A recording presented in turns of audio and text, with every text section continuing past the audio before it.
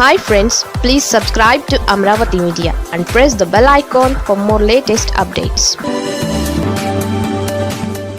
జగన్కు జనం రాలేదంటూనే ఈ కేసులేంటి? నెల్లూరులో వైఎస్ జగన్ పర్యటన సక్సెస్ కావడం చంద్రబాబు సర్కారుకు రుచించడం లేదు. ఆంక్షలు నిర్బంధాలు విధించినా చివరికి జగన్ పర్యటనకు జనం పోటెత్తారు. జగన్ పర్యటనను అడ్డుకునే టాస్క్ పోలీస్ శాఖకు ప్రభుత్వం అప్పగించింది. అయితే ఆ టాస్క్ను సక్సెస్గా నిర్వర్తించడంలో పోలీస్ శాఖ ఫెయిల్ అయిందనే వాదన వినిపిస్తోంది. దీంతో వైసీపీ నేతలపై కేసులు పెట్టేందుకు కారణాలను పోలీసులు వెతుకుతున్నారు.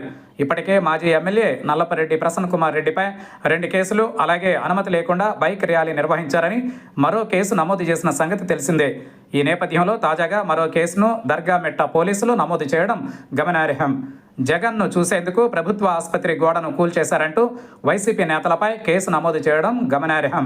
జనమే రాలేదన్న ప్రచారం చేస్తూ ఇప్పుడేమో కేసులు అందుకు విరుద్ధంగా నమోదు చేస్తుండడం ఆశ్చర్యం కలిగిస్తోంది. జనమే వెళ్ళనప్పుడు జగన్ను చూసేందుకు ప్రభుత్వ ఆసుపత్రి గోడను పడగొట్టాల్సిన అవసరం ఏంటో ప్రచారం చేస్తున్న వాళ్ళకే తెలియాలి. అనుమతి లేకుండా బైక్ ర్యాలీ నిర్వహించారని కేసు పెట్టడాన్ని ఎలా చూడాలో మరి. జగన్ పర్యటనపై కూటమి నేతలు అలాగే ప్రభుత్వ అనుకూల మీడియా చేస్తున్న ప్రచారానికి వాస్తవానికి వ్యత్యాసం చాలా తేడా ఉంటోంది. ఎక్కడా ఒకదానికొకటి పొంతన కుదరడం లేదు.